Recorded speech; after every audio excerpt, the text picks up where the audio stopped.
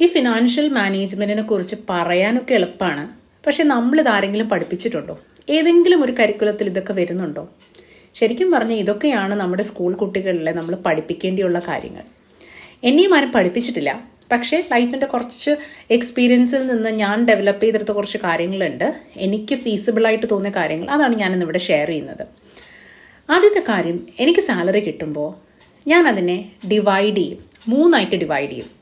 ഒന്ന് സേവിങ്സിലോട്ട് പോകും, മറ്റൊന്ന് എമർജൻസിയിലോട്ട് മാറ്റി വെക്കും. 3ാമത്തെ പാർട്ടാണ് ഞാൻ ചിലവാക്കുന്നതിന് വേണ്ടി വെക്കുന്നത്. ഈ സേവ് ചെയ്യുന്നൊരു ശീലം എനിക്കില്ലായിരുന്നു. പിന്നെ ഞാൻ ഡെവലപ്പ് ചെയ്തെടുത്തതാണ് പതുക്കെ. പിന്നെ എമർജൻസി എന്ന് പറഞ്ഞാൽ എന്തെങ്കിലും ഒരു അൺഎക്സ്പെക്റ്റഡ് എക്സ്പെൻസ് വന്നാലും മക്കളൊക്കെ ഉള്ളതല്ലേ, അപ്പം അതിന് വേണ്ടി ഞാൻ ചെറിയൊരു തുക മാറ്റി വെക്കും. അതാണ് എമർജൻസി ഫണ്ട്.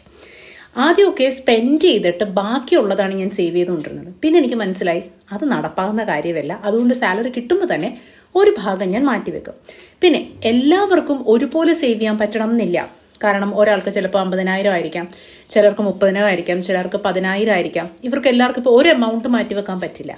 പക്ഷേ കുറച്ച് എമൗണ്ട് എന്തായാലും മാറ്റിവെക്കാൻ പറ്റും. കുറച്ച് മതി. അങ്ങനെ കുറച്ച് ചേർന്നാണ് ഒരു വലിയ എമൗണ്ടായി മാറുന്നത്.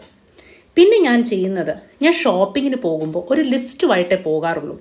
പ്രത്യേകിച്ച് സൂപ്പർ മാർക്കറ്റും മോളിലൊക്കെ പോകുമ്പോൾ. കാരണം ഇല്ലെങ്കിൽ എന്ത് വാങ്ങണമെന്ന് എനിക്ക് തന്നെ അറിയത്തില്ല. ചെന്ന് കണ്ണിൽ കാണുന്നതൊക്കെ വാങ്ങിച്ചു കൂട്ടും. അതൊരു നഷ്ട കച്ചവടമാണ്. അത് ഞാൻ നിർത്തി. പിന്നെ ഒരു കാര്യം എന്ന് പറഞ്ഞാൽ ഓഫറുകളിൽ വീഴാതിരിക്കുക. പ്രത്യേകിച്ച് ഓൺലൈൻ ഷോപ്പിംഗ്.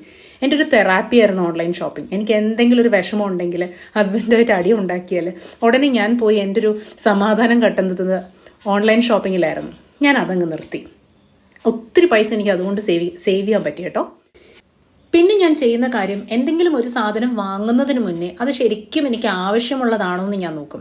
പണ്ടൊക്കെ ഓൺലൈൻ ഷോപ്പ് ചെയ്യുന്ന കാര്യത്ത്, അല്ലെങ്കിൽ എന്തെങ്കിലും ഒരു ഡ്രസ്സ് വാങ്ങാൻ പോകുന്ന സമയത്ത് ഒന്നിനൊന്നോട് ഫ്രീ ഉണ്ടെന്ന് കണ്ടാൽ എനിക്കറിയത്തില്ല. എല്ലാ മലയാളികളെ പോലെ എനിക്കൊരു വീക്ക്നെസ്സാണ്. ഞാനത് മേടിക്കുമായിരുന്നു, എനിക്ക് ആവശ്യമുണ്ടെങ്കിൽ ഇല്ലെങ്കിൽ. പക്ഷേ ഇപ്പം ഞാൻ അങ്ങനെ ഒരു ഓഫർ നോക്കുമ്പോൾ ഞാൻ നോക്കും എനിക്കിത് ആവശ്യമുണ്ടോ.